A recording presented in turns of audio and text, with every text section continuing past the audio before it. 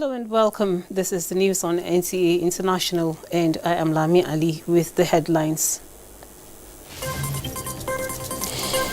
ECOWAS extraordinary meeting of heads of state and government on Bamako mediation talks holds next week.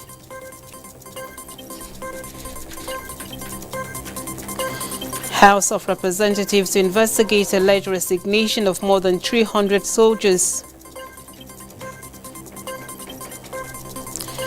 Stakeholders reiterate commitments to completion of Ajaokuta Steel Company before the end of 2023.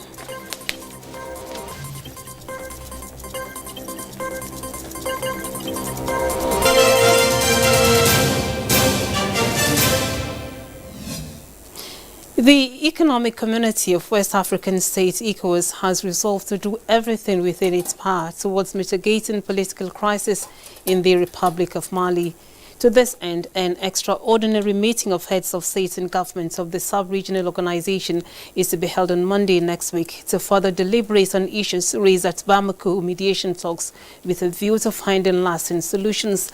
State House correspondent Ajaokuta reports that President Muhammadu Buhari, who participated in the peace talks, is back in Abuja. The coronavirus pandemic notwithstanding, President Muhammadu Buhari and 4 other West African leaders converged on Bamako, the Republic of Mali, on a crucial mission critical to peace, security, sustainable democracy and development in the West African nation. Their engagement was in furtherance of the ECOWAS mediation mission led by Dr. Goodluck Jonathan to broker peace and compromise amongst the political actors. Therefore, apart from listening to a formal briefing by the former President Goodluck Jonathan on the ECOWAS mediation efforts, President Muhammadu Buhari and his counterparts from Niger, Ghana, Senegal and Cote d'Ivoire held talks with the leader of the opposition, Imam Mahamoud Dicko, representatives of the Opposition Alliance, M5 and the civil society organizations. The host president, Ibrahim Keita, also briefed the heads of state and government on the socio-political situation in the country, especially the disagreements that spiraled into protest and violence. ECOWAS chairman and president of Niger, Muhammadu Isufu, who briefed journalists after the talks that lasted more than 8 hours, said the sub-regional leaders have agreed that there would be need for a compromise to protect the peace and integrity of the West African nation. He emphasized that allowing a political crisis to fester in Mali would affect the security situation in West Africa, especially the neighboring countries. President Isufu expressed optimism that a forthcoming extraordinary meeting of the ECOWAS leaders on Monday will chart the best way forward. Also speaking, Ghanaian President Nana Akufo-Addo explained, however, that the ECOWAS protocol would be followed. He maintained that the tenet of democracy adopted by the sub-regional body clearly spells out that a president can only be voted into power and voted out by election except he completes his tenure.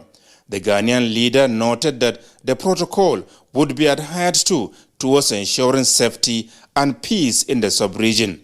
President Muhammadu Buhari, who has returned to Abuja in the early hours of Friday, was received at the airport by FCT Minister Muhammad Musa Bello, Chief of Staff to the President Professor Ibrahim Gambari, Inspector General of Police Mohammed Adamu, Director General, Department of State Services Yusuf Magaji Bichi, and other senior government officials.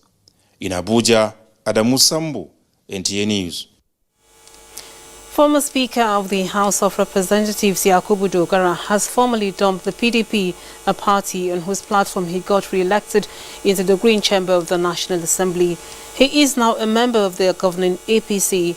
The chairman, caretaker and extraordinary convention planning committee of the APC and governor of Yobe State, Maimala Buni, disclosed this while briefing journalists after an audience with President Muhammadu Buhari.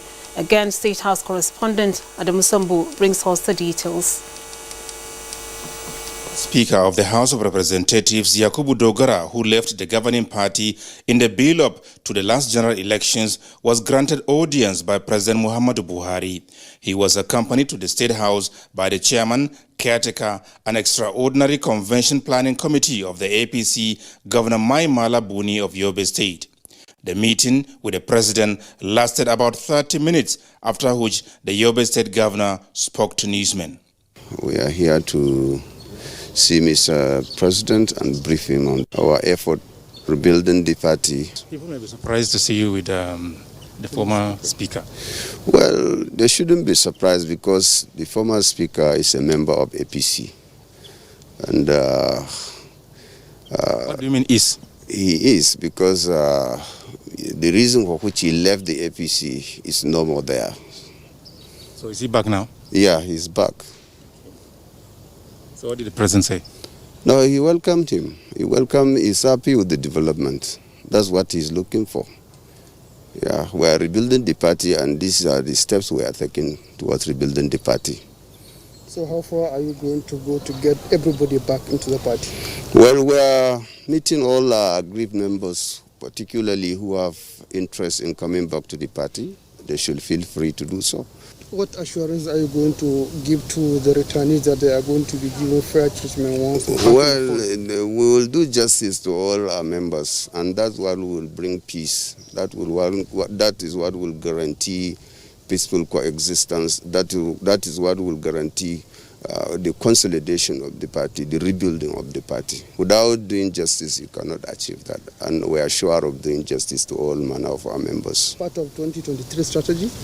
Well, of course, not only 2023 strategy. This party, we are rebuilding the party to outlive all of us. It's not about a specific time or period. It's not about election. It's not about electioneering. It is about building a party. The former speaker, Mr. Yakubu Dogara, did not say much on the development when confronted by NTA News. I will talk at the appropriate time. Don't worry yourself. Yeah, but are you back in APC? Don't ask me any question. I won't answer. I said I will talk. I have my mouth now. I will talk at the appropriate time. Mr. Yakubu Dogara is currently a member of the House of Representatives representing Bogoro Das Tafawa Balewa Federal Constituency in Bauchi State, won on the platform of the PDP. From the State House, Adamu Sambo, NTA News. And the House of Representatives has described as disturbing alleged resignation of more than 300 soldiers of the Nigerian army. An investigation has been instituted on the matter. Security breaches in parts of the country have kept the armed forces on alert, says the House Committee on Army, which has been mandated to conduct the investigation. Chairman of the committee noted that the Parliament is conversant with workings and procedure in the military, but that it needs information on the situation. I want to assure Nigerians it's going to be the real outcome. It's not going to be speculations again. We are going to give Nigerians the real reason why 356 soldiers have resigned, or either they are more or they are less than that number. It is investigation that is going to reveal that. The Chief of Civil Military Relations, Nigerian Army, promised cooperation with the committee.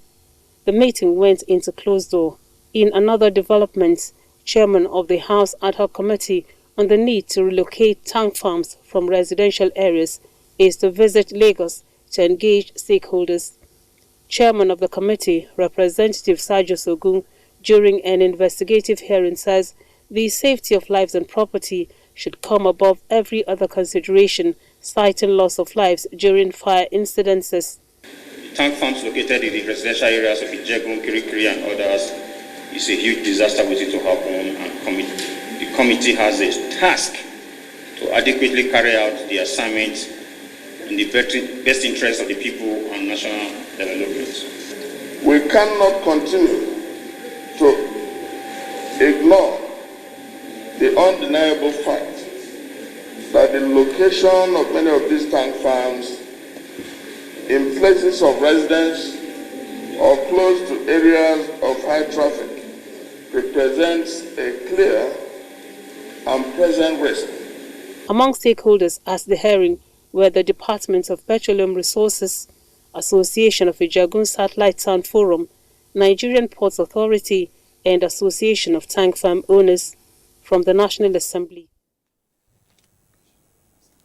And the coming on stream of the Ajaokuta Steel Company before the end of 2023 is non-negotiable. Senate leader Yahya Abdullahi, who led the federal government assessment team to the facility, gave the assurance. Mie Ogidi reports. Most of the plant is actually under the ground. Ajaokuta Steel Company, a child still crawling at 41, an inactive plant hosting active staff. Lamido Bello did not make good use of his youthful age, and Ajaokuta Steel is to be blamed. I joined this company in 87 February. Then you can see my head now. My youthful age, I use it here. The frequency of visits to this plant is high.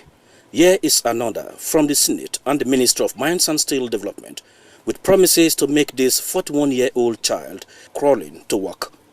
We hope within the next 3 years, this particular plant will start production. Quietness replaces noise in a complex sitting on 4,000 hectares of land, hosting 10,000 housing units, 60 kilometers of road crisscrossing, and 3 airstrips, as well as over 45 factories ranging from power plant, steel, metal, among others. Within the administration of President Muhammadu Buhari, before he leaves office in 2023, that we should achieve Ajaokuta by the grace of God.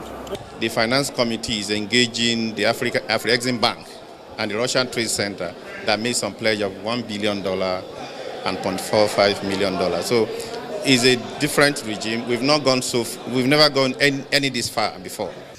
There is this school of thought that says life begins at 40. And if that school of thought is anything to go by, then Ajaokuta, that is 41 years old this year, 2020, has just begun his life. Now we have a federal government delegation to activate this plant. Nigerians and the world is waiting to see whether this dream of attaining 40 before beginning its own life will this time around will come to pass. Mie Ogede, NTA News. You're watching the news on NTA International, reaching you from Abuja. More news after the break. Do stay tuned. Nigerians, let us take responsibility. Stay healthy, stay safe, and curb the spread of the virus. Take responsibility. The coronavirus spreads from one person to another. Let us avoid crowd gathering of any kind for any reason. Take responsibility. Avoid traveling from one state to another during these lockdown restrictions. Obey all the rules that are put in place. Take responsibility. Stop spreading fake news and unverified reports about the coronavirus. There is no known cure for COVID-19. Take responsibility. Observe all the measures that can help stop the spread of the virus. Together, we can do this, but only if we take responsibility.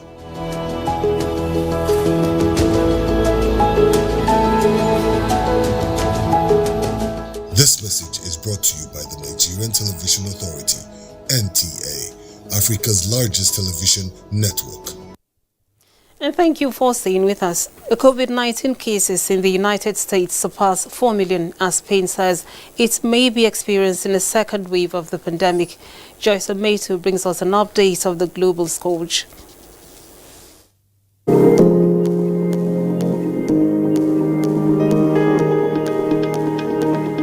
Just like many countries around the world, Nigeria continues to record significant increase in coronavirus infections.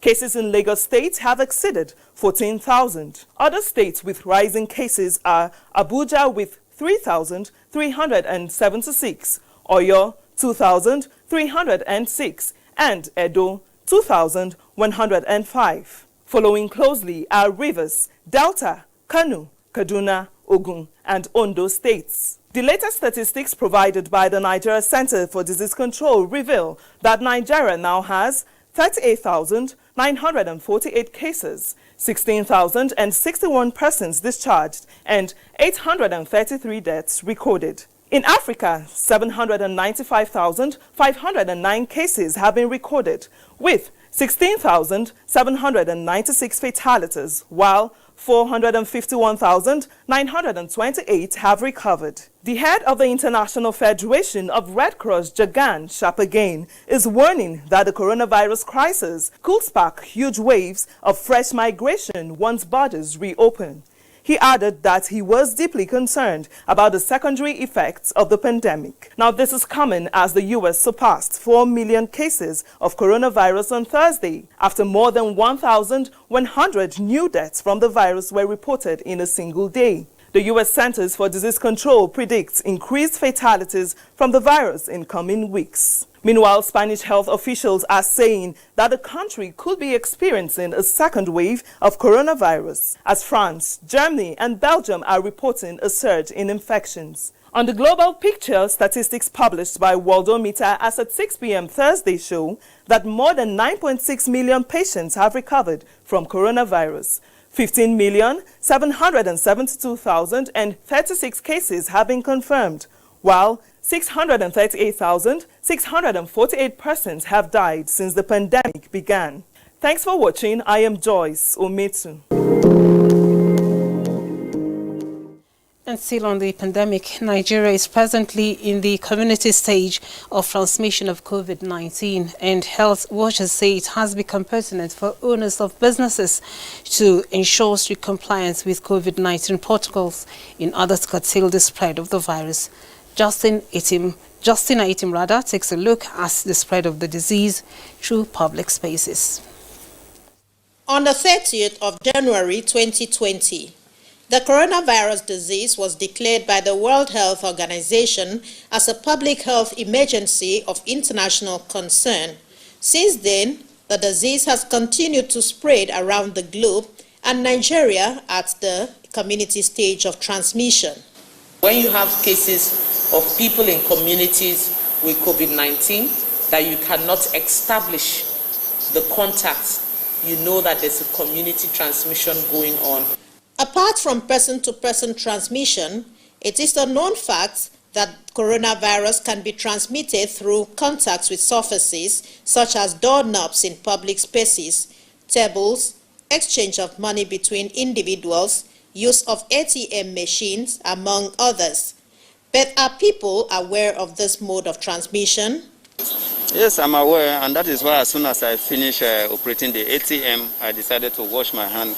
Well, they should have sanitizers in their vehicles, and the passengers as well should have sanitizers in their bags, so that as soon as you exchange, you can sanitize your hand. Experts say to prevent the spread of COVID-19 in public spaces, owners of businesses must adopt these measures to stem the spread of the disease. In Calabar, Justina Itim, NTA News. The Federal Ministry of Works and Housing has assured Lagos residents that the likely challenges due to the partial closure of the third mainland bridge will be minimal. The ministry gave the assurance during an inspection of the bridge in preparation for the closure scheduled to begin at the stroke of midnight Friday, July 24th. Dr. Oguyemi reports.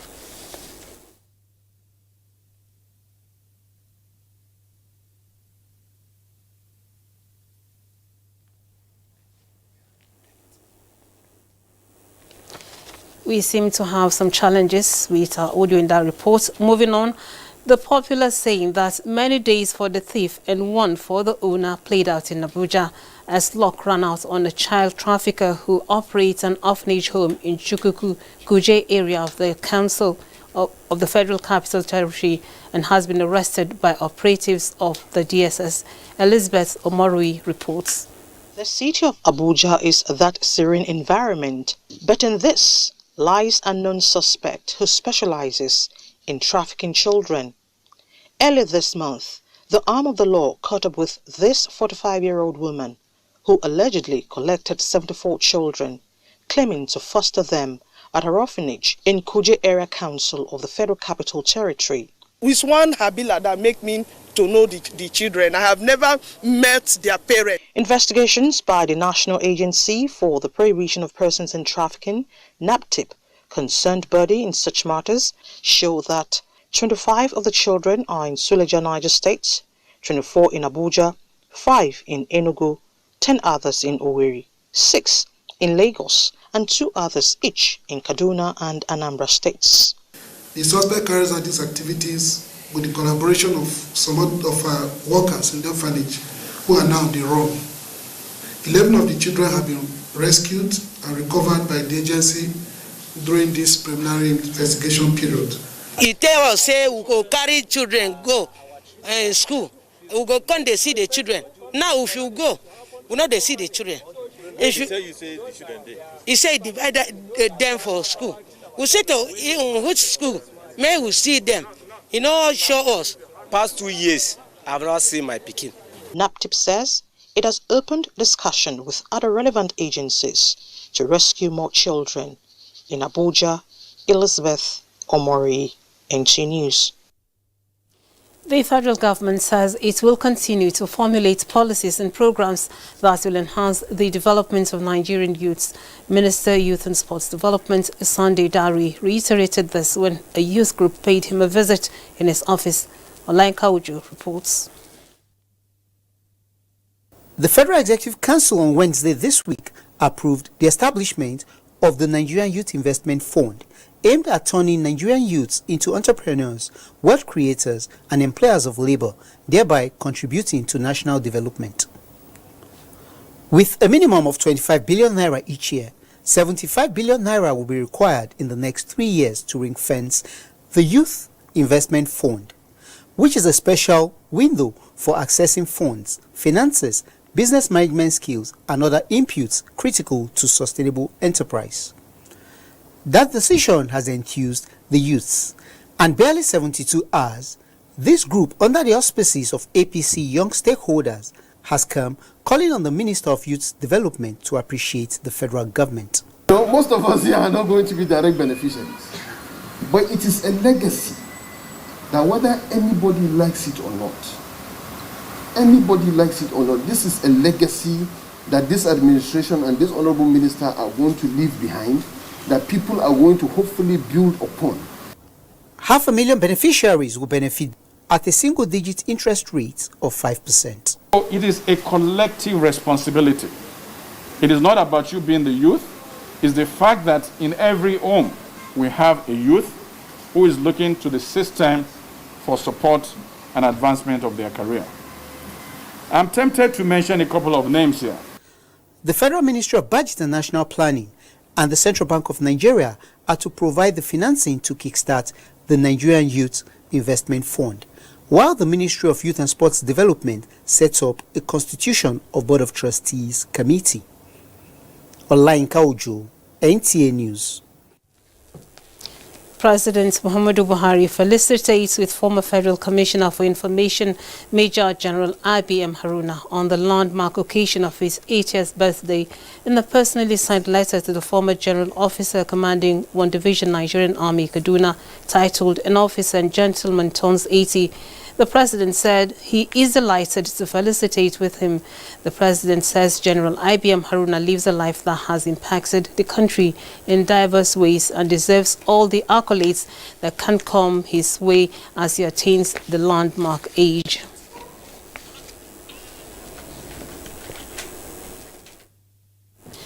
Back to our previous story, the Federal Ministry of Works and Housing has assured Lagos residents that the likely challenges due to the partial closure of the third mainland bridge will be minimal. The ministry gave the assurance during an inspection of the bridge in preparation for the closure scheduled to begin at the stroke of midnight Friday, July 24th. Dr. Ogunyemi reports. With plans already set for the closure of the third mainland bridge at midnight today, 24th July 2020. This high-power delegation from the federal and state government is out to inspect some of the plans already put in place in terms of road diversions. The traffic management personnel as well as some of the alternative routes were also inspected, and earlier they were at a stakeholders conference where a meeting held and some of these issues were highlighted. As the busiest bridge in Lagos shuts down for necessary repairs, motorists have been urged not to entertain any worries, as traffic disruption will only affect about 25% of regular traffic plying the bridge. The third mainland bridge will be available for traffic at the peak period, both in the morning and in the evening. So the few vehicles that will be going off-peak will now have to make use of all the alternatives that have been given out to the public. We understand that there are more people in Lagos, and so you have the Carter Bridge option, you have the Eco Bridge option, you have the Costain option, and then to add to that, you have the water transport option, which we're making available. This is one of the jetty just newly placed there for ease of traffic. While traffic managers have mapped out their plans, the State Police Command says officers will be deployed to ensure 24 hours surveillance to prevent any crime. Our men are out. We have given them motorcycles. The Commissioner of Police has reiterated and directed that the DPOs, their men, must be out 24/7. We're going to run 2 shifts, and of course,